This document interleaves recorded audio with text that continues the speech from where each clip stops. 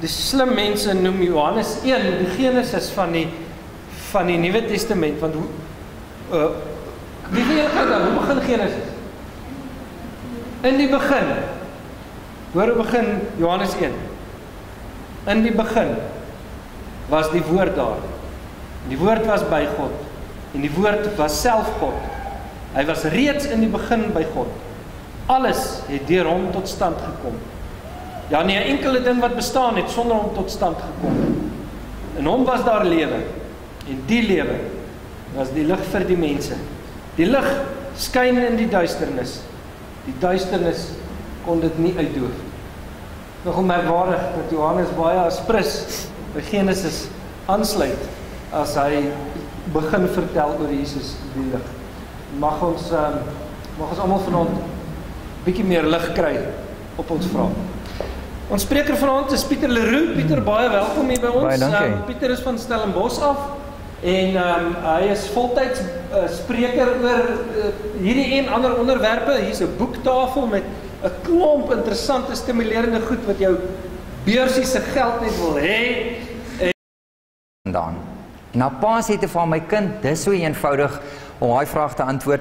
As jy gaan kyk na wat die wetenskaplikes tot dusver ontdek het, dan is dit duidelik dat ons van die ape afkom en oor miljoene jare van biologiese evolusie het ons nou verander tot in mense.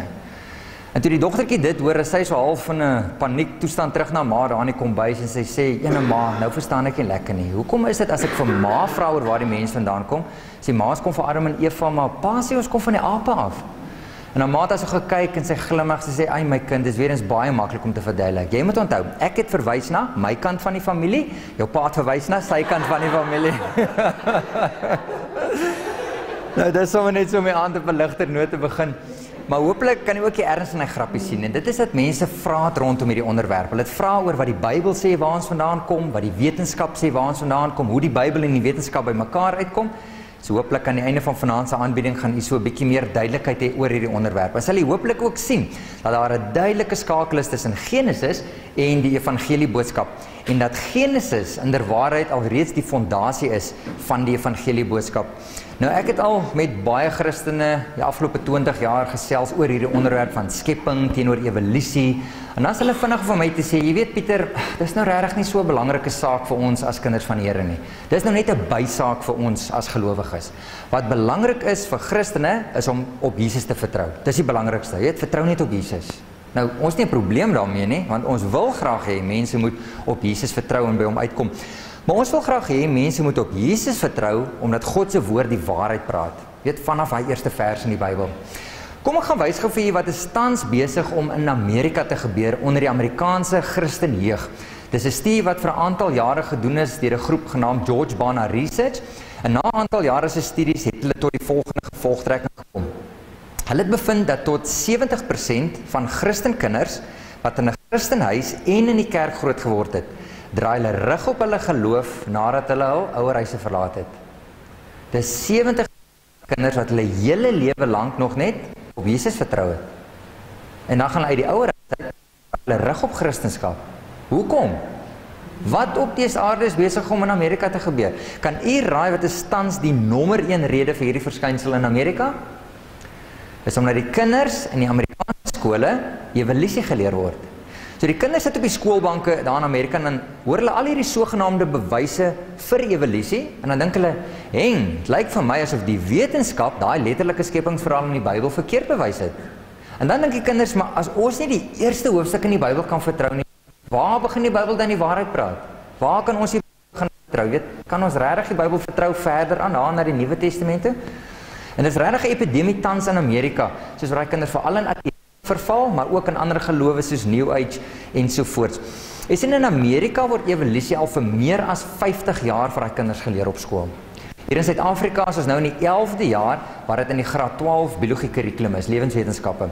So jy sien as ons wil keer dat dieselfde met ons jeug in Suid-Afrika gebeur as met daai Amerikaanse Christenjeug, is dit ons kinders begin toerus met antwoorde en vir hulle antwoorde gee op hulle vrae rondom hierdie onderwerp. Nou voor ek verder gaan, kom ons gaan staan net gou vinnig stil by die woordjie evolusie, want ons almal hoor die woord elke dag in die media en weet die ouer gardes het nooit geleer op skool nie. So wat beteken evolusie? Jy weet, by sy kern beteken evolusie verandering. Nou, ons as 'n bediening glo in verandering, want ons kan dit waarneem in die natuur. Maar jy sien, daar's twee tipes verandering wat ons kinders geleer word op skool, twee tipes evolusie, en ons is heeltemal teen die een gekant. Eerstens waarmee ons nie probleme het, is jou sogenaamde mikro-evolusie of verandering binne 'n soort. Dis waar jy begin byvoorbeeld met 'n ouer populasie skoenlappers en oor die jare teel jy met hulle aan en nou is daar spesiasie wat plaasvind, verandering, aanpassing by die omgewing en nou sit jy met twee verskillende spesies as gevolg van daai verskillende kleurpatrone. Maar is nog steeds 'n skoenlapper. Jy sien, daai skoenlapper hieronder het oor die jare nie verander in iets soos 'n mot nie. So dis nog steeds dieselfde soort. En dis onder andere wat in die Bybel staan.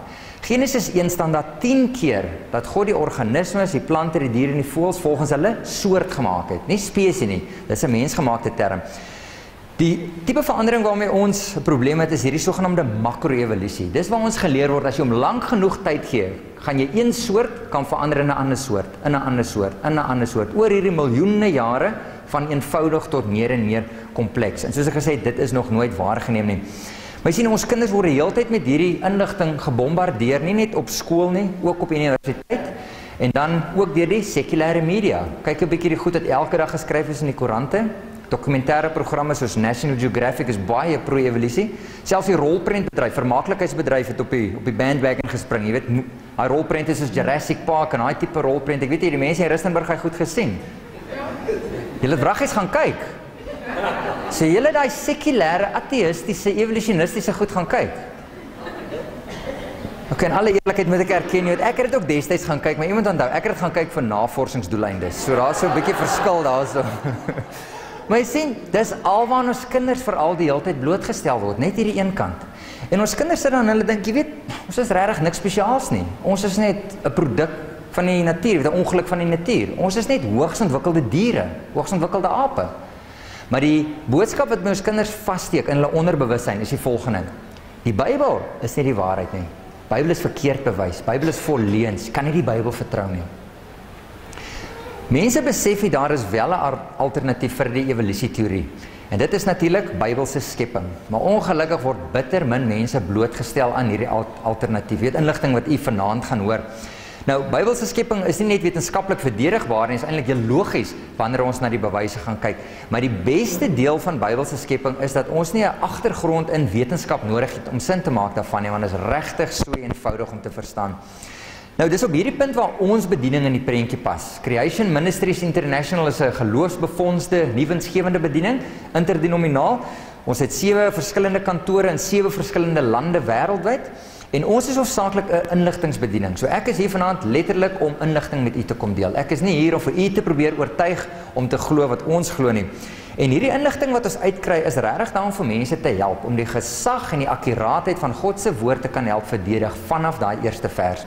En ons kry hierdie inligting uit in verskeie hulpbronne, soos jy genoem het, boeke, DVD's, wat ek saamgebring het waarna u kan gaan kyk.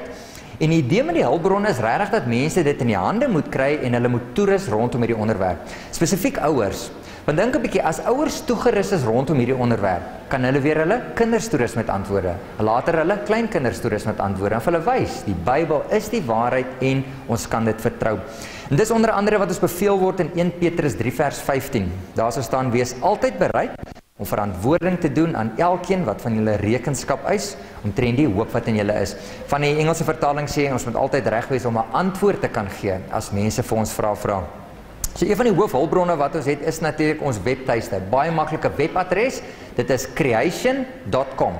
En op hierdie webtuiste gaan jy meer as 40 jaar se inligting ten opsigte van skepping kan kry. So al wat jy hoef te doen is, gaan in op die webtuiste, daar regsbo sal jy sien is 'n soekengine. En dan tik jy net die vraagie daarin waaroor jy nog altyd gewonder het, nog altyd 'n antwoord op wou gehad het. Jy weet goed soos byvoorbeeld, waar het Kain 'n vrou gekry toe hy vir Abel doodgeslaan het? En waar kom al die verskillende rasse vandaan, as die Bybel sê ons gaan almal terug na Adam en Eva? En waar pas dinosourusse in die Bybel in? Hoe werk radiometriese dateringsmetodes? Daai klas van vragies.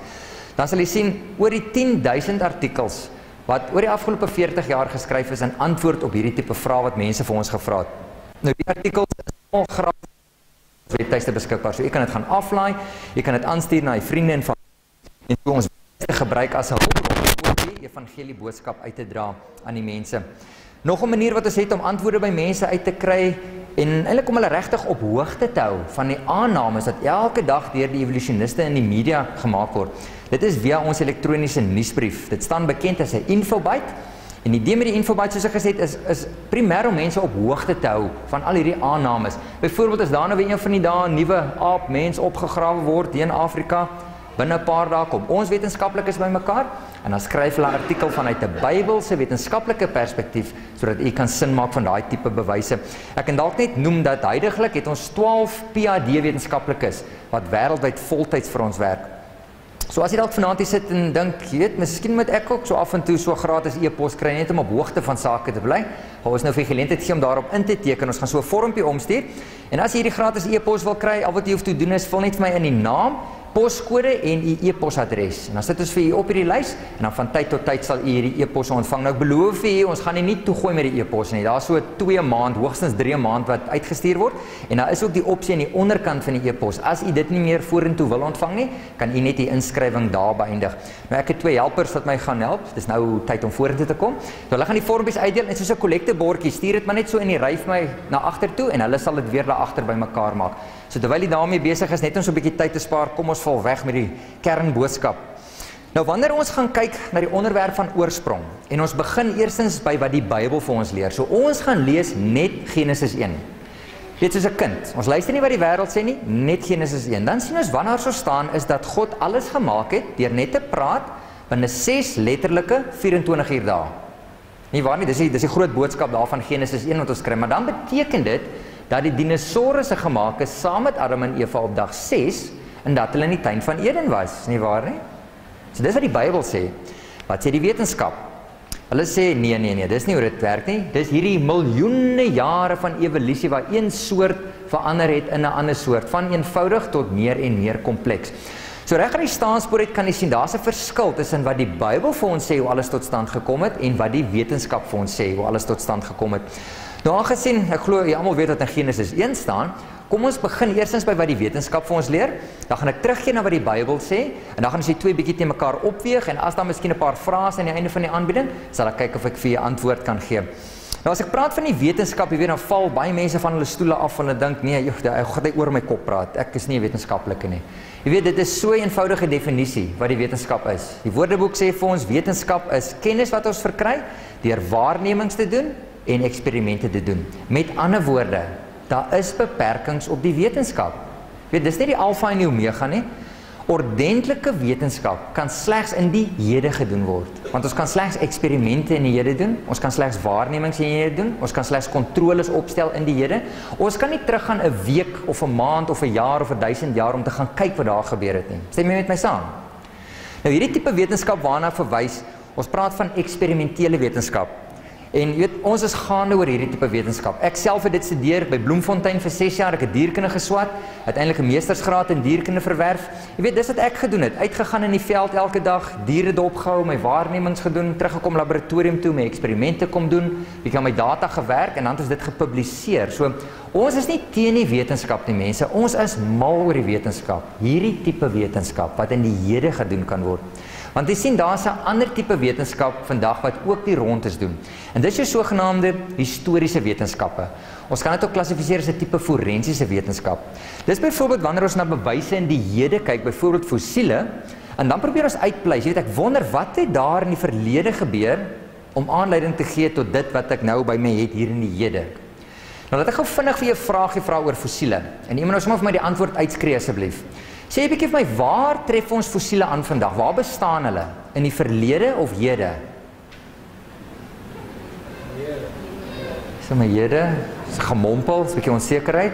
Gewoonlik maar dieselfde reaksie wat ek regdeur Suid-Afrika kry. So kom ek vra die vraag 'n bietjie anders, dan kyk ons wat is die reaksie. Ek het 'n regte fossiel saamgebring vanaand. Hierdie fossiel wat ek nou in my hand vashou, kan almal hom sien. Hierdie fossiel, waar kry ons hom? Waar bestaan hy? In die verlede of hier in die hede? Is in die hede nie waar, nie? Maar kan jy sien, is baie mense geëvolusioneer deur die sekulêre media om te dink dat goed soos fossiele in die verlede bestaan. Jy sien, hulle doen nie, hulle bestaan in die hede. Die organisme het geleef in die verlede en hy het gesterf in die verlede, hy het gefossileer in die verlede. Maar vandag sit ons met die bewyse hier by ons in die hede. Jy sien, alle bewyse bestaan in die hede. Ons het nie die verlede nie. Slegs geskiedenis kan vir ons sê, wat het daar in die verlede gebeur? Maar jy sê, die oomblik is ons met hierdie stories opkom, oor wat ons dink daar in die verlede gebeur het. Wat ons doen is, ons roep ons geloofsoortuiging na vore, oor wat ons glo daar in die verlede gebeur het. En jy weet, ons sit vandag met presies dieselfde situasie in hofsaake. In enige hofsaak is daar mos altyd twee kante van die verhaal. Jy weet, die persoon is of skuldig of onskuldig. Byvoorbeeld die bekende Oscar Pistorius moordverhoor. Staat het gesê Oscar was skuldig aan moord, verdediging het gesê, dit was net 'n aaklige ongeluk, toe hy vir Riva daai nag geskiet het. Maar alhoewel daai twee ouens verskillende goed geglo het, oor wat daai aaklige nag in Oscar se huis gebeur het hulle presies dieselfde bewyse na die hofsaak gebring. Byvoorbeeld die badkamer deur, wat deur hy vir haar geskiet het. Jy weet, in die staat het vir die regter gesê, sy moet kyk na daai bewyse. En dan sal sy sien, die feite praat vir hulle self. Dit was moord. Volgende dag, toe staan die verdediging op, toe sê hulle vir die regter, sy moet kyk na daai bewyse, en dan sal sy sien, die feite praat vir hulle self. Dit was net 'n aaklige ongeluk gewees. Maar kan jy sien, dit is 'n algemene fout wat baie mense maak, en dis om te glo dat feite vir hulle self praat, want dis nie wat gebeur nie. En elke filosoof van die wetenskap weet dit vandag. Jy sien, dames en here, feite praat nie vir hulle self nie, dit word geïnterpreteer volgens 'n persoon se geloofsoortuiging. So jy sien, die stryd in 'n hofsaak is nie 'n stryd tussen verskillende bewyse nie. Hulle het almal presies dieselfde bewyse. Dieselfde geld vir skepping teenoor evolusie. Jy weet, ons het almal dieselfde bewyse, byvoorbeeld dieselfde fossiele. Maar die ding wat verskil is hoe die bewyse geïnterpreteer word. Ten minste in 'n hofsaak hoor die regter beide kante van die verhaal. Maar wanneer dit kom by skepping teenoor evolusie, word die oorgrootste meerderheid van ons net gebombardeer deur wat die evolusioniste elke dag in die media sê, en bitter min mense hoor die teenkant van die verhaal, weer die skepingskant van die verhaal, inligting wat u vanaand gaan hoor. So regtig die vraag wat ons vir ons moet afvra is, wie gaan vir die mense daar buite vertel? Daar is geldige wetenskaplike teenargumente teen die evolusieteorie. Nou goed, u tot dusver iets geleer vanaand. Nou, ons gaan dit gebruik om nou te gaan kyk na 'n voorbeeld wat die wêreld gereeld vir ons wys om vir ons te probeer oortuig dat die aarde miljoene en biljoene jare oud is. En dis natuurlik iets soos die Grand Canyon daar in Amerika. Nou die eerste ding wat u moet besef is, wanneer u na daai Grand Canyon kyk, die eerste ding is, niemand was mos destyds daar om te sien hoe die canyon tot stand gekom het nie. Stem jy met my saam? Niemand het gesien hoe hy gevorm nie. Met ander woorde, hoe die canyon tot stand gekom het, moet geïnterpreteer word. Selfs is waar vir daai rotsla. Dis gewoonlik die eerste ding wat mense raak sien is daai rotsla, en ook rotsla moet geïnterpreteer word, en dit word geïnterpreteer volgens mense se geloofsoortuiging van wat in die verlede gebeur het. Jy sien hierdie donker rotsla staan bekend as strata, en strata bestaan uit sulke fyn laagies genaamd sedimentêre laagies. Nou volgens die evolusioniste is elkeen van daai fyn laagies neergelê oor 'n tydperk van 'n jaar of iets in die lyn. Met ander woorde, wanneer hulle na hierdie miljoene fyn laagies kyk wat so op mekaar lê in daai rotswande, dan glo hulle dat hulle na miljoene jare se aardgeskiedenis kyk. En dis letterlik waar die idee van miljoene jare die eerste keer vandaan gekom het. Hier in die einde van die 1700s het geologe die eerste keer begin praat in terme van miljoene jare. Jy weet, lank voordat goed soos radiometriese dateringsmetodes ontdek is, radioaktiewe koolstof 14 dateringsmetodes ontdek is, en daar's probleme met daai dateringsmetodes, dames en here, dis vol allerlei aannames, ons het materiaal daaroor. Maar dis maar net om vir u te wys waar die idee van miljoene jare vandaan kom. Dit kom van die geloofsoortuiging dat rotsla neergelê is oor miljoene jare. Maar die interessante ding is dat die grootvaders van die moderne wetenskap, en dis bekende ouens soos Isaac Newton, Louis Pasteur, weet in hulle tyd, 200-300 jaar gelede het hulle ook canyons gesien en rotslae gesien, maar Newton het nooit na rotslae gekyk en miljoene jare daarin gesien nie. Hy het altyd slegs 'n paar duisend jaar gesien. Want Newton was absoluut oortuig daarvan dat rotslae gevorm het met Noag se vloed omtrent 4.500 jaar gelede. Maar ons kyk vandag na presies dieselfde rotslae as wat Newton gesien het, en wat sien ons? Miljoene jare, nie waar nie? Nou hoekom? Hoekom sien ons miljoene jare vandag aan rotslae, maar Newton het slegs duisende jare gesien? Wat het intussen verander van Newton se tyd na vandag toe, want die bewyse het nie verander nie? Weet jy wat het verander? Dit is ons denkwyse. Ons is absoluut geïndoktrineer, geëvolusioneer deur opvoedingsinstansies en die sekulêre media, wat vir ons probeer oortuig dat rotslae die bewys is van miljoene jare. En weet jy wat, dit is wat tans besig is om met die kinders en die kleinkinders te gebeur op skool en op universiteit. Nou, wanneer enigiemand oor rotslaap praat, is daar gewoonlik twee goed wat in die gesprek sal opduik. Eerstens is natuurlik daai miljoene jare, waarna ons nou net verwys het, en die tweede ding is natuurlik fossiele. Die oorblyfsels van dooie organismes, want ons kry fossiele in daai sedimentêre rotslaap. So kom ons gaan kyk wat die wêreld vir ons leer, hoe vorm fossiele.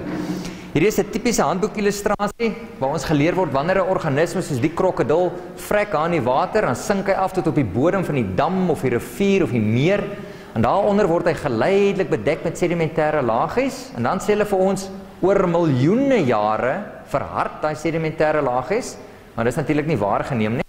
En dan soos die tyd verby gaan sê hulle vir ons sal daai boonste rotslaag deur middel van winderosie en watererosie verwyder word. Dit sal die fossiele ontbloot en dis hoe ons op die fossiele afkom. Maar kom ons gaan kyk 'n bietjie krities na hierdie verduideliking. Want hierdie proses wat jy daar sien, is dit wat ons vandag waarneem in die natuur. Want wat gebeur met dooie diere wat vrek in water? Waartoe gaan hulle? Dooie visse in 'n dam byvoorbeeld. Sink hulle af tot op die bodem van die dam? Waartoe gaan hulle? Weet jy, ja, dis 'n paar onsekere mense. So eintlik 'n baie eenvoudige eksperiment wat jy kan gaan doen by die huis of miskien in die skool.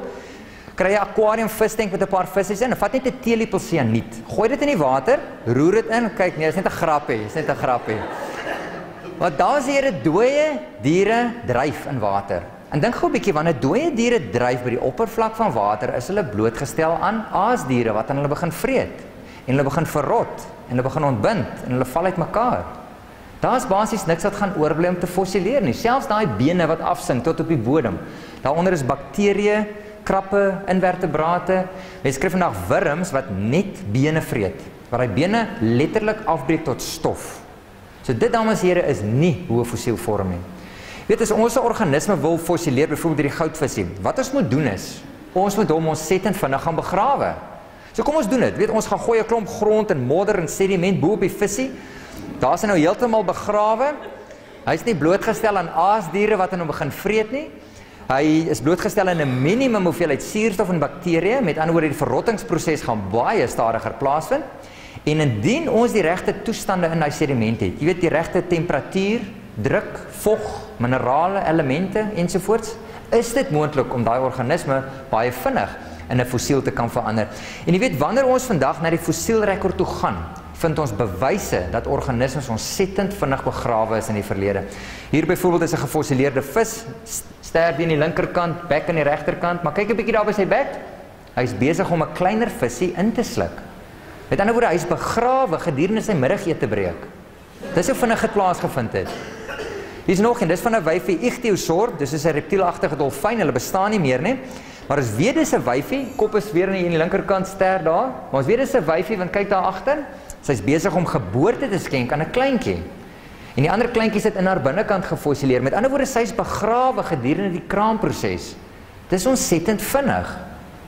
Maar ons word nie net deur die wêreld geleer, jy weet, dit vat miljoene jare vir 'n fossiel om te vorm nie. Ons word ook geleer dat fossiele miljoene jare oud is.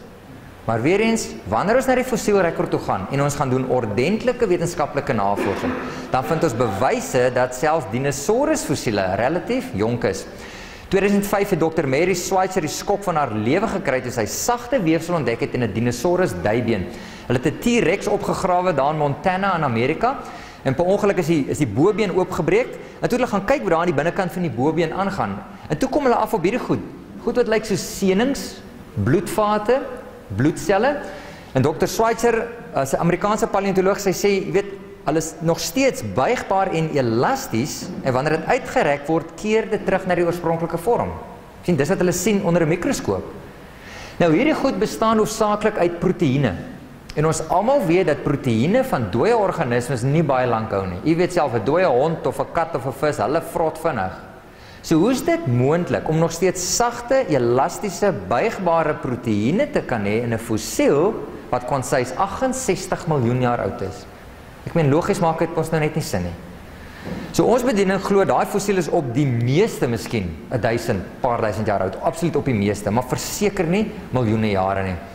En sedert daai ontdekking in 2005 is daar al wêreldwyd meer as 30 keer sagte weefsel ontdek in dinosaurus fossiele. En die wêreldse wetenskaplikes weet nie hoe om dit te verklaar nie, want die goed is nie veronderstel om daar te wees nie. En die meeste van die goed wat ek tot dusver vir u gewys het en met u gedeel het, kom hoofsaaklik uit die tydskrif wat ons publiseer. Ons gee hom al vir die afgelope 40 jaar wêreldwyd uit. Dis 'n familietydskrif, so is nie 'n tegniese ding nie. Tans gaan hy uit na meer as 110 lande wêreldwyd. 56 bladsy volkleur glanstydskrif. En ons roem daarop dat ons tydskrif nie een enkele betaalde advertensie op een van die bladsye het nie. Want ons glo regtig dat elke bladsy tot die maksimum benut moet word om hierdie tipe inligting uit te kry by die mense daar buite. Ook in die middel van die tydskrif is daar 'n hele afdeling wat vir die kleiner kindertjies geskryf is. So weer eens net ons 'n bietjie tyd te spaar, sal ek vir julle aan die einde van die aanbieding geleentheid gee en u kan dan inteken op hierdie familietydskrif van ons. Nou, ek was ook 'n aantal jare hoërskool biologieonderwyser en dan het ek altyd die nare gewoonte in my klas gehad, so halfpad deur my les en dan het ek vir die kinders gesê, "Right, maak toe daai boeke." Dan het ek vir hulle vrae gevra, net om te kyk of hulle 'n bietjie aandag gegee het. So ek het nog 'n bietjie die gehoor die toets. Voor, ons begin by onderwyser hier voor. Nee, ek spot sommer net. Maar ek gaan wel 'n vraagie vra. Een vraagie. En ek wil kyk wie het aandag gegee want ek het die antwoord weggegee aan die begin. Ons het nou gesien dat fossiele vinnig gevorm het in die verlede, organismes vinnig begrawe is. Ons het gesien dat fossiele nie so oud is as wat die wêreld vir ons sê nie, dat hulle relatief jonk is. So kan enige geskiedkundige gebeurtenis in die Bybel dink wat vir ons 'n verklaring kan gee vir die massiewe hoeveelheid sedimentêre rotslae wat ons vandag reg oor die aarde kry. En onthou, sedimentêre rotslae word neergelê deur water, so leidraadjie daarso. En ons kry fossiele in daai rotslae. So kan julle aan so 'n wêreldwye watergebeurtenis iewers in die Bybel dink? Enige iemand? Noag se ark, die vloed, kom ons gaan kyk. Weet, daar's baie mense wat vandag sê, daai was maar net 'n storie gewees, of hulle sê vir ja, so 'n lokale vloed gewees. Weet, wat sê die Bybel? Al die hoë heuwels en hoë berge onder die ganse hemelruim was toe onder water. So volgens die Bybel was dit 'n wêreldwye vloed. Nou, indien dit regtig 'n letterlike wêreldwye vloed was, wat dink jy sou ons verwag om te vind as bewyse vir so iets? Ek dink ons sou verwag om te vind sedimentêre rotslae wat neergelê is deur water, natuurlik reg oor die aarde met fossiele in daai rotslae. Dan kan jy raai wat ons skryf vandag as ons gaan krap in die grond? Skryf sedimentêre rotslae wat wêreldwyd deur water neergelê is met fossiele in hulle. Selfs op Mount Everest, vandag die hoogste berg op aarde, op die bopunt van Everest, daai boonste rotslae, is daar in die 1960s fossiele gevind van marine invertebrate. Dis goed soos hierdie, wat nie 'n ruggraat het nie, skulpvisse wat vandag op oseaanbodems aangetref word. Hulle lê bo op Everest nou nog. Hoe kom hulle daar?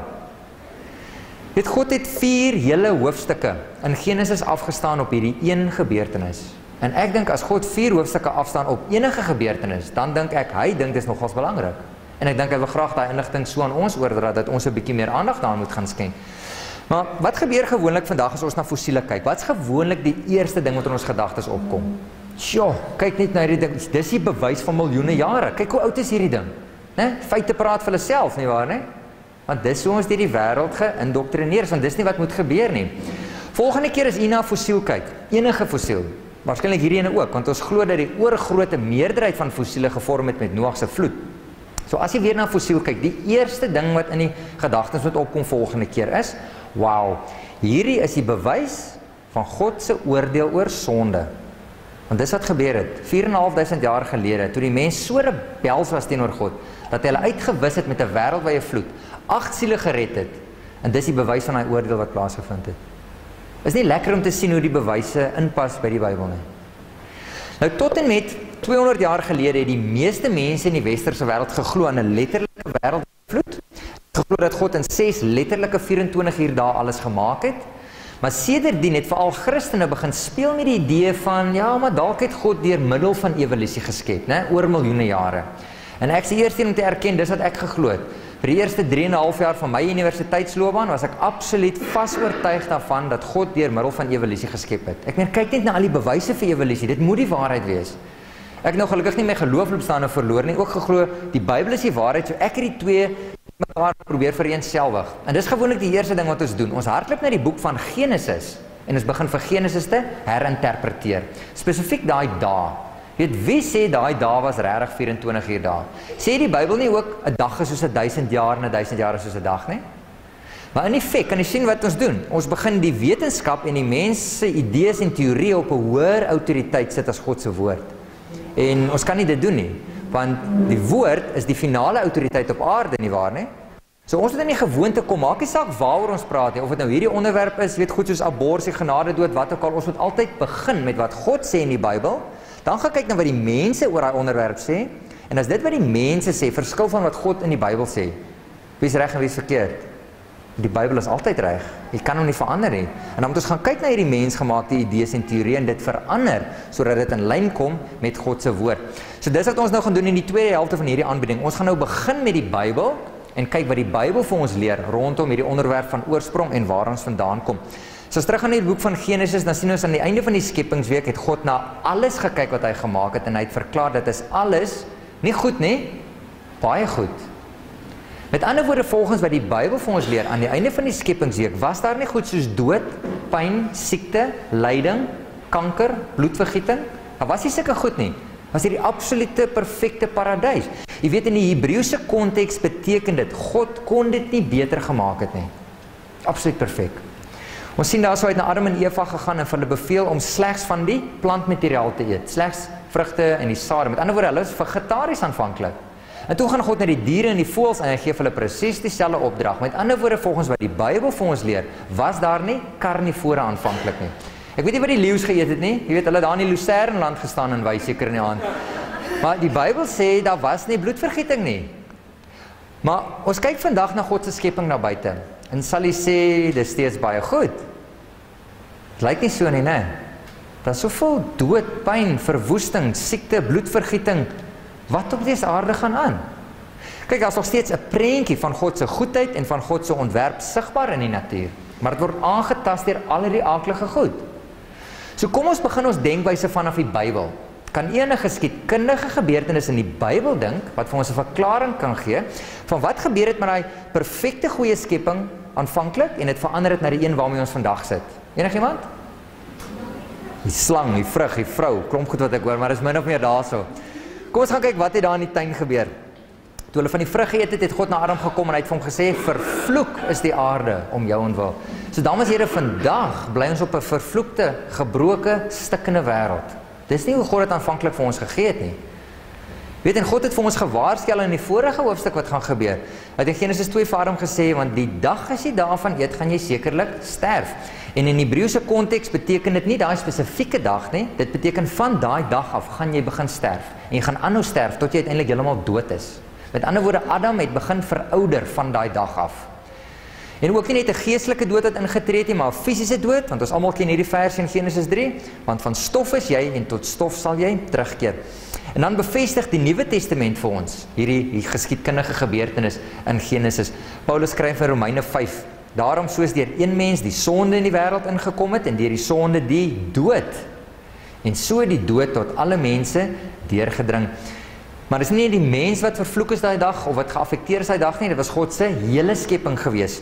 Romeine 8 sê Paulus, want ons weet dat die hele skepping tesame sug en tesame in barensnood is tot nou. En daai barensnood, daai kraampyne, ons kan dit voel nie waar nie, elke dag van ons lewe. Dis 'n stikkende wêreld daar buite. So wat die woord vir ons leer oor waar ons vandaan kom en hoe alles tot stand gekom het, is die volgende. Aan die begin was daar geen dood, geen pyn, geen siekte, geen lyding, want toe kom ons as mens op die toneel, ons rebelleer teen God, sonde kom in die skepping in. Wat is die gevolg van sonde? Fisiese dood, pyn, siekte, lyding, bloedvergieting. En volgens die Bybelse geslagsregisters het hierdie gebeurtenis plaasgevind slegs 'n paar duisend jaar gelede, wat dood vir die eerste keer in die skepping ingekom het. Maar dit is natuurlik lynreg teenstrydig teenoor wat ons kinders geleer word vandag op skool, want wat word hulle geleer? Evolusie. Wat sê die evolusieteorie? Vir miljoene jare was daar nog altyd dood, pyn, siekte en lyding in die skepping gewees. Ek meen jy het dit goed nodig om te kan ontwikkel van eenvoudige organismes na meer en meer komplekse organismes. Maar indien die evolusieteorie waar is, dan beteken dit daar was dood in God se skepping voordat die mens op die toneel verskyn het, nie waar nie? Daar was dood in die skepping voordat sonde in die skepping ingekom het, nie waar nie? En dit is lynreg teenstrydig teenoor wat die Bybel sê. Want die Bybel sê, ons het daai gemors oor onsself gebring die dag toe ons van daai vrug geëet het. Maar kyk nou 'n bietjie wat gebeur met kinders. Vir die eerste 18 jaar van hulle lewe word hulle groot in 'n Christenhuis waar hulle hoor God is liefde. Hulle gaan kerk toe waar hulle hoor God is liefde. Dan gaan hulle skool toe en wat hoor hulle? Miljoene jare van dood, pyn, siekte, lyding en bloedvergieting. En in hulle onderbewussyn maak kinders die skakel tussen 'n liefdevolle God en miljoene jare van dood, pyn, siekte en lyding. Hulle dink, wow, God van liefde, en hy sien daai goeders is baie goed. Nee, dit maak nie sin nie. Ek stel nie belang om daai God te aanbid nie. Is dit enige wonder hulle draai hulle rug op die Christelike geloof? Heeltemal 'n wanidee van wie God is. Nou, baie Christene het 'n probleem met hierdie hele ding van evolusie, hierdie tipe. Weet, hulle is vinnig vir my te sê oor die ek kom nie van 'n aap af, né? Maar tog glo hulle die aarde en die heelal moet miljoene en biljoene jare oud wees. Maar wie kan nog onthou, wat het ons aan die begin van die aanbieding vasgestel? Waar kom die idee van miljoene jare vandaan? Wie kan nog onthou? Kom van daai sedimentêre rotslagies af. En wat vind ons vandag in daai rotslaag? Fossiele.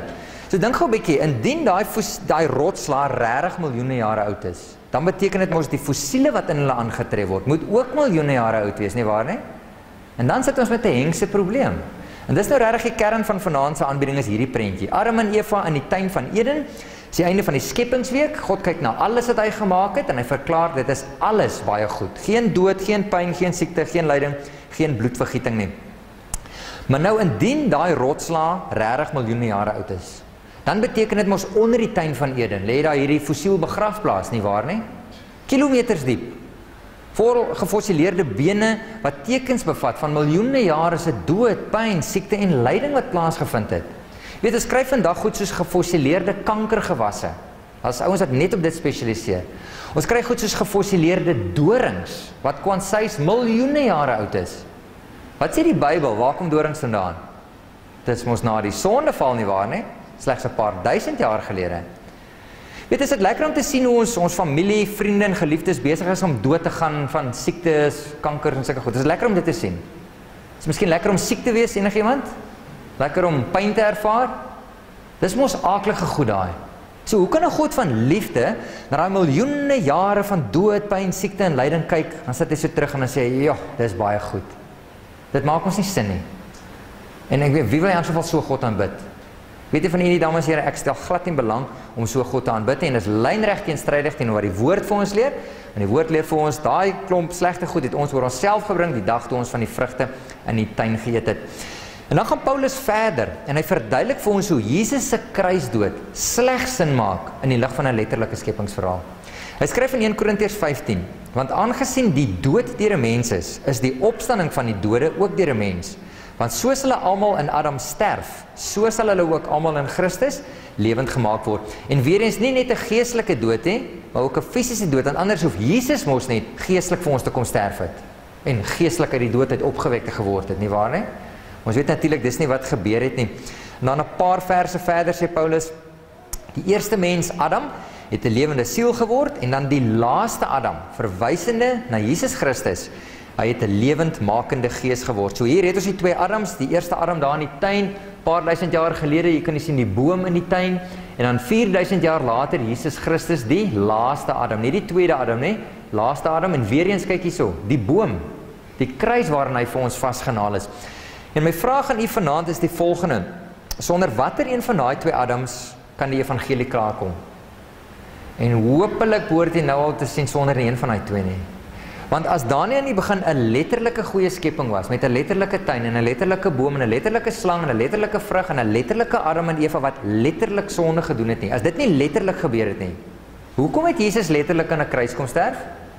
Wat is die boodskap dan van die laaste Adam? Kan jy sien, Jesus se optrede in die verlede maak slegs sin in die lig van daai letterlike eerste Adam se optrede in die verlede. Nou wat ons as 'n bediening nie sê nie, ek sê nie vanaand vir u, maar as u nie glo in 'n letterlike skepingsverhaal nie, kan u nie hemel toe gaan nie. So dis nie wat ons sê nie, want ons glo dis deur geloof alleen in Jesus Christus alleen wat ons gered word deur genade. Maar wat ons wel sê is daar's 'n duidelike skakel tussen 'n letterlike skepingsverhaal en die evangelie boodskap. En daar's baie Christene daar buite wat nie daai skakel maak nie. Ongelukkig maak die ateïste daai skakel, jou sekulêre humaniste, jou sekulêre wetenskaplikes, hulle is bewus van daai skakel tussen 'n letterlike skepingsverhaal en die evangelie boodskap. En hulle weet, jy weet die wêreld weet vandag, as die wêreld van Christendom ontslaaf wil raak, hoe doen hulle dit? Hulle val nie vir Jesus aan in die Nuwe Testament nie. Hulle weet dit, so hulle los vir Jesus alleen, en weet jy wat val hulle aan? Die eerste 11 hoofstukke in die Bybel, Genesis 1 tot 11. Want hulle weet, as jy twyfel by mense kan saai oor daai eerste paar openingshoofstukke, gaan nou outomaties alles verder aan betwyfel wat volg.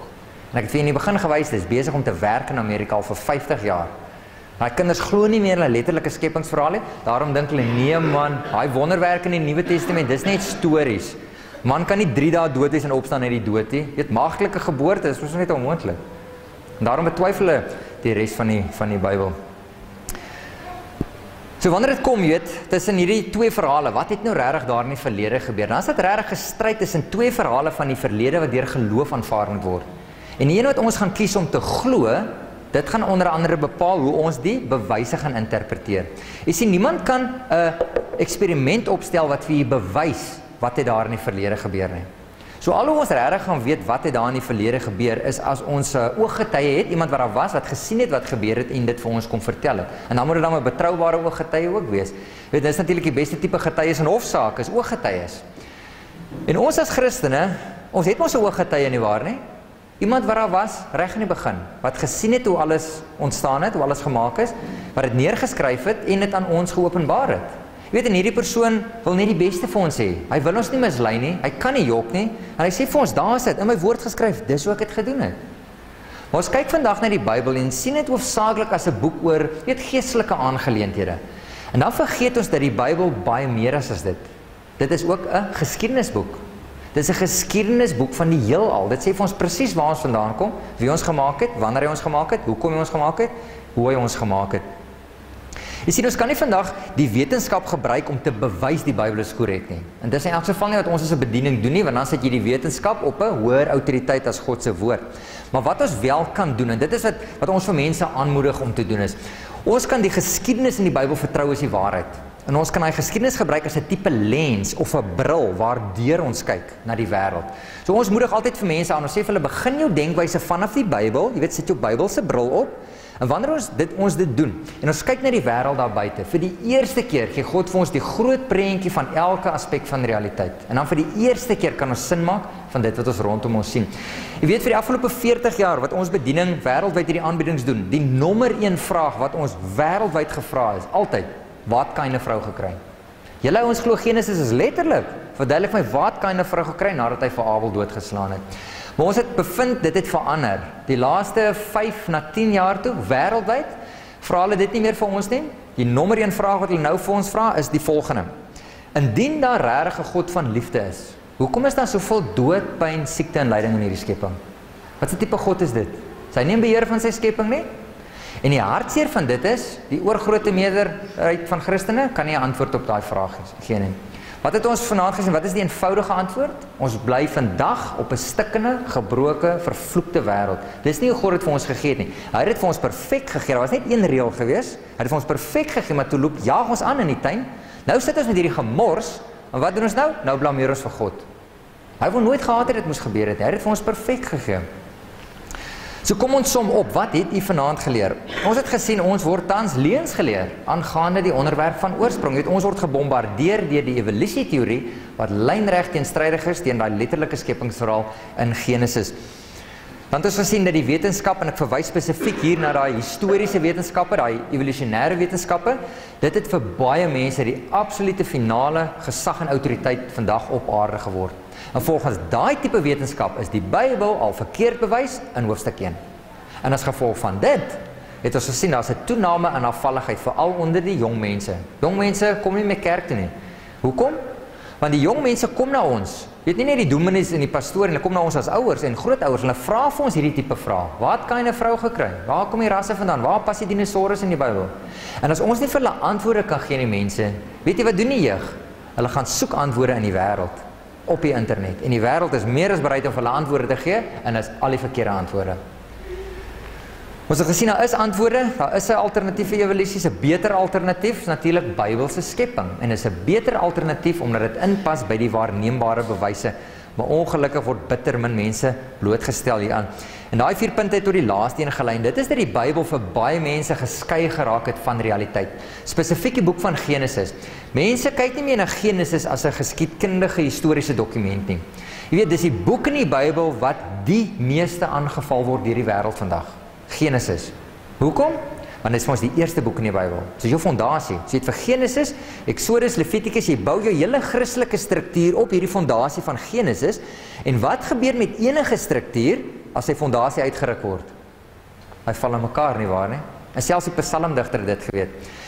Hy het gesê in Psalm 11, as die fondamente omgegooi word, wat kan die regverdige doen?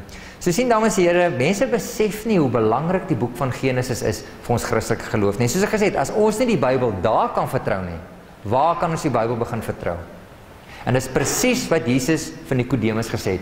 Daai nag wat Nikodemus na hom gekom het, Johannes 3, dat hy vir hom gesê, Nikodemus, as ek julle van die aardse dinge vertel, en julle glo dit nie, hoe gaan julle glo as ek julle van die hemelse goed vertel? As julle nie kan glo dat daar 'n letterlike wêreld waar jy vloed was nie, dat God in 6 letterlike 24 uur daar alles gemaak het nie, hoe gaan jy glo in iets soos 'n maaglike bevrugting? Hoe gaan jy glo dat 'n man kan dood wees vir 3 dae, opstaan uit die doodheid en dat hy nooit weer sal doodgaan nie? Hoe gaan jy dit glo? En soos ek vir gesê het, vir gewys wat besig om in Amerika te gebeur, kinders glo nie meer hy letterlike skepingsverhaal nie, daarom betwyfel hulle al die wonderwerke in die Nuwe Testament. Nou goed, onderwyser in my staan nou weer op, dit is nou eksamentyd, toetstyd. Ek gaan nou 'n paar vragies vra, vir die jeug daar agter dink ek. Sien hulle sit so op 'n bondel, nu kruip hulle weg, is maar dieselfde reaksie in my klasse ook gewees, hulle kyk so vir hulle skoenveters, dan dink hulle, ek gaan my nie raak sien nie. Nee, ek gaan vir 3 vragies vra, en ek wil kyk wie vir my die antwoord kan gee op daai 3 vragies. Natuurlik, klomp vrae wat ek kan vra, maar net 3. Ek wil weet, wat kan 'n vrou gekry? Volgende ene. Waar kom al die verskillende rasse vandaan, as ons almal terug gaan na Adam en Eva? En dan die laaste vraagie, waar pas die dinosourusse in die Bybel? Nou as jy dink, iets so min of meer die antwoord op al 3 vrae, steek goeie hand vir my in die lig op. Ek gaan nie vir die vrae om die antwoorde te gee nie. Gee net vir my so aanduiding asseblief, min of meer. Daar's een hand. Een.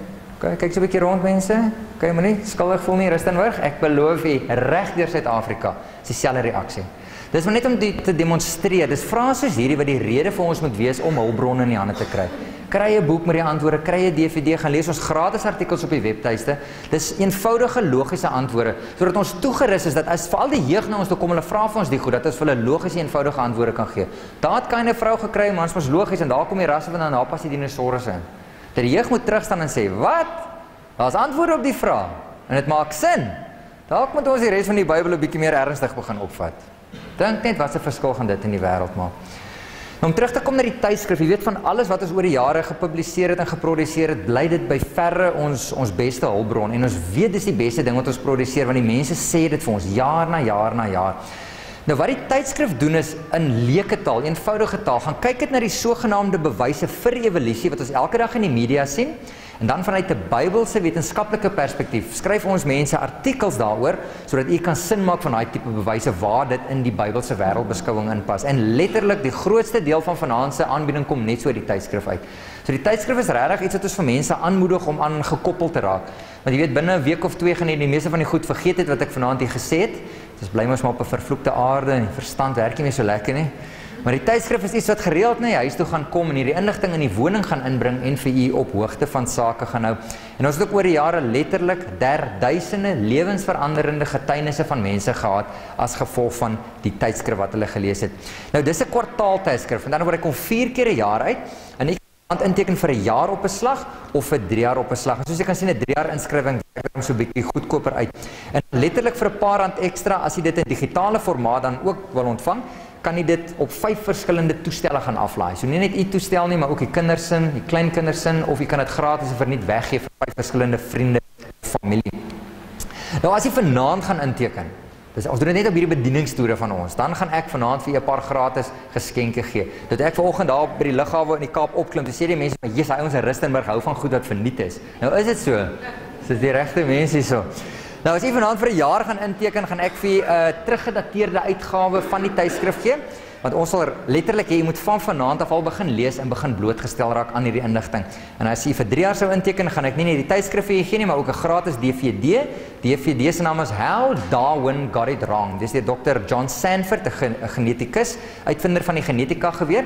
En wat ek persoonlik hou van die DVD is Dr. Sanford erken dat hy 'n ateïs was vir die grootste deel van sy wetenskaplike loopbaan. So hy het deur 'n paar sekulêre brille gekyk na 7 spesifieke punte wat hy aanraak, waarop hy geglo het Charles Darwin is absoluut korrek. Maar toe kom Dr. Sanford tot bekering, en hy kry, weet, 'n Bybelse bril waardeur hy kyk, en hy het na daai selfe 7 punte gekyk, en hy het net sy kop geskit en gesê, Darwin was so verkeerd op al 7 daai punte. Net om te demonstreer hoe ons wêreldbeskouing ongelooflike invloed het op wat ons in die bewyse insien. Nou dames en here, dis nie al nie. As u vanaand vir 3 jaar gaan inteken, gaan ek vir nog 'n gratis geskenk gee. Dis nog 'n DVD. Hierdie een se naam is Creation Not Confusion en soos jy kan sien, dis 'n 2-stel DVD. Nou die vormpie, lyk so, ons gaan hom nou omstuur. Al wat jy hoef te doen is, jy net vir my 'n opsie aan. Hierdie persoon byvoorbeeld verkies 'n 3 jaar inskrywing plus die digitale formaat. So jy merk dit af aan die linkerkant, merk die totaal af aan die regterkant. Vul vir my in die besonderhede waant ons dit moet pos, 'n straatadres of 'n posbusadres, telefoonnommer waar ons jy in die hande kan kry. En dan skeer jy daai strokie af. Jy sal net so afskeer strokie en bring dit vir my daar op die punt by die boektafel. Dan kan u kom betaal daarso en die gratis geskenke kom ontvang. Nou as jy dalk dink vanaand, nou gaan ek uitmis op hierdie gratis geskenke want ek het nie geld saamgebring nie. Ek het vir goeie nuus. Dis nie vorm van 'n kaartmasjien. Ons vader hom ook plastiek. En as jy my mooi vra, dan sal ek self ons bankbesonderhede vir jou gee. Dan kan jy in die loop van die week net die inbetaling doen as jy dalk van die materiaal wil aanskaf. So daai 2 helpers, het julle borde gekry. Okay, julle kan weer soos net met die e-pos, deel dit maar net hier vooruit. Jy kan dit so in die rye net na agter toe stuur. So terwyl jy besig is om dit in te vul, kom ek wys hier sommer net so 'n paar goedjies wat in die tydskrif is. Byvoorbeeld, mense sê vir ons, okay, julle ouens sê die aarde is nou jonk, maar hoe is dit moontlik dat rotsla dan vinnig gevorm het? Ek meen hierdie goed vat mos duisende jare om te vorm. En dan sê ons vir die mense, nee, weet jy wat, as toestande gunstig is, kan selfs rotsla vinnig neergelê word. Nou hierdie is by Mount St. Helens afgeneem. Dis 'n vulkaan wat uitgebars het in die 1980s daar in Washington State in Amerika. Nou die geoloog geweet hy gaan uitbars. So hulle het die uitbarsting waargeneem. Hulle was daar na die tyd om na al die geologiese veranderings te kyk. En hierdie rotsla tot by die geellyn van waar hierdie persoon staan is ongeveer 8 meter hoog. En daai 8 meter hoë sedimentêre rotsla het binne 3 ure gevorm. 3 ure, 8 meter hoog. Hoe weet ons dit? Ons het dit waargeneem. In Engels noem hulle dit 'n pyroclastic flow wat teen die berg afgekom het. Dis warm gas en as wat teen 160 km/h teen daai berg afhardloop oor daai vlakte waai en toe dit outomaties daai deeltjies gesorteer, grof fyn, 8 meter hoog binne 3 ure. En in die maande wat gevolg het daar by Mount St. Helens was dit tot 200 meter hoog op sekere areas waar dit gevorm het. Hierdie is 'n canyon wat gevorm het daar by Mount St. Helens. Jy weet, ons word grootgemaak deur die wêreld dat hierdie riviertjie onder in 'n canyon geleidelik daai canyon al hoe dieper en dieper uitkerf, nie waar nie? So een sandkorrel op 'n slag oor die miljoene jare. So hoe dieper die canyon, hoe ouer is die canyon. Maar weer eens daai canyon baie vinnig gevorm. Hy's 40 meter diep. Ons praat van die klein Grand Canyon. Hy's 1/40ste skaalmodel van die regte Grand Canyon. En daai canyon het gevorm binne 1 dag. 1 dag toe hulle die oggend daar kom, was die grondvlak daar en teen die aand het hulle hierdie foto geneem. Wat gebeur het hoog op teen die berg was daar soos 'n damwal wat gebeur het en 'n klomp modder en water het teen die berg afgehardloop. Daai canyon oopgeruk binne 1 dag in 'n soliede grond en rotse en teen die aand se tyd net die klein riviertjie daaronder gelos. So jy sien, daar's 2 maniere om onder andere na canyonformasie te kyk. Ons kan sê dis 'n klein bietjie water en baie tyd. Dit gee vir jou canyon. Of ons kan sê nee man, dis 'n massa water en net 'n bietjie tyd. Selfe produk. Dan ook oor die jare wêreldwyd letterlik duisende mensgemaakte artikels wat gevind is wat gefossileer het. Hierdie byvoorbeeld is 'n sagte laphoed wat die myners gedra het daar in die 1800s en daai spesifieke hoed het agtergebly in 'n myn in Tasmanië in Australië. Vir 50 jaar was die myn gesluit en die hoed het in die mynwater gelê vir 50 jaar. Na 50 jaar het die ouens weer in die myn ingegaan, hulle die hoed sien lê in die water, het opgetel en besef daai sagte laphoed het in 'n soliede kliphoed verander omdat die regte minerale in die water geabsorbeer is. Hierdie is 'n gefossileerde sak meel wat gevind is in 'n verlate meule in Arkansas. Die meule was ook gesluit vir 'n aantal jare en toe die ouens weer in die meule ingaan, kom hulle op hierdie sak uit wat die meel soliede klip geword het. En hy het so goed gefossileer die stikpatroon van die sak wat oorspronklik om hom was. Die stikpatroon het gefossileer en daarna die sak natuurlik afgevrot. En dan net so 'n paar van die kernmateriaal wat ek saamgebring het. Jy kan dit ook aanlyn bestel by creation.com. Daar's baie meer as wat ek saamgebring het. Ons kantoor is daaronder in Durbanville. So dan gaan ons ongelukkig net vir jy moet posgeld moet vra. So weer eens vanaand goeie nuus, ek vra nie posgeld nie. Die rooi boekie, ongetwyfeld die gewildste boekie wat ons het. Dit staan bekend as die antwoorde oor die skeppingboek. 60 van die mees algemene vrae wat ons gekry het oor skepping, evolusie, die wetenskap, oorsprong en die boek van Genesis. Jy weet goed, soos waar het Kain 'n vrou gekry? Waar kom die rasse vandaan? Waar pas dinosaurus in die Bybel? Hoe het Noag al die diere op die ark gekry? Wat het van die water na die vloed geword? Hoe werk radiometriese dateringsmetodes ensovoorts. Maar as jy rooi boekie gaan jy die bloue sien. Ook eintlik hierdie is ons mees gewilde skepingsboekie van alle tye. Dis geskryf deur die wetenskaplike wat veral fokus op die sogenaamde bewyse vir evolusie en dis veral die goed wat in die matriek biologie kurrikulum is en BSc eerste jaar. Weer is die goed soos die sogenaamde missing links wat nog steeds missing is. sogenaamde walvis-evolusie wat konsuis plaasgevind het, sogenaamde mens-evolusie wat konsuis plaasgevind het. En hy wys vir jy al die swak plekke in die evolusioniste se argumente. En as jy dink, miskien moet ek maar die rooi boekie en die blou boekie aanskaf, dan het ek weer eens vir jy goeie nuus, want as jy die rooi en die bloue koop, gaan ek vir jou gratis DVD gee. Nou ek het die boekies beskikbaar in Engels en in Afrikaans. En dan laastens maar net weer eens ons webtuiste creation.com, gaan vertel asseblief vir die mense van ons bediening, bid asseblief vir ons, doen vir ons voorbereiding, ons is gereeld op toer, dwars deur die land, ry baie kilometers. Jy kan ook die app gaan aflaai op die slimfoon, gratis en verniet, soek net vir Creation Ministries International, dink ek gaan oop maak op die Amerikaanse tuiste, maar gaan net in die settings in, maak hom by Suid-Afrika oop, dan kan jy onder andere sien waar ons op toer is, so hy gaan vir jou wêreldkaart gee, dis waar al ons verskillende takke is, en as jy inzoom daar op Suid-Afrika, dan gaan jy gereeld sien waar ons op toer is, so jy gaan klik maar net byvoorbeeld op daai datum, dan sal jy sien, die NG Kerk, Vryserburg, waar ek gaan praat, 6:00 die aand, so as jy dalk vriende of familie het, een van die dorpe waar ons op toer is, bel hulle, moedig hulle aan om te kom luister en hulle vriende saam te bring, sodat ons die boodskap kan versprei en vinniger by die mense die waarheid kan uitkry. En dan wil ek laastens vir u aanmoedig ook na ons webtuiste toe te gaan en van die artikels te gaan lees. Jy weet, hulle is dit 1 week of so. Lees van die artikels, logiese antwoorde word toegerus, sodat ons nie net antwoorde vir mense kan gee nie, maar dit kan gebruik om die evangelie boodskap van Jesus Christus aan die wêreld te gaan uitdra. Ek sluit af met hierdie versie in Romeine. Dit sê, en hoe kan hulle hoor sonder een wat preek? Soos geskrywe is, hoe lieflik is die voete van die wat die evangelie van vrede verkondig. Fluit, my storie is uit.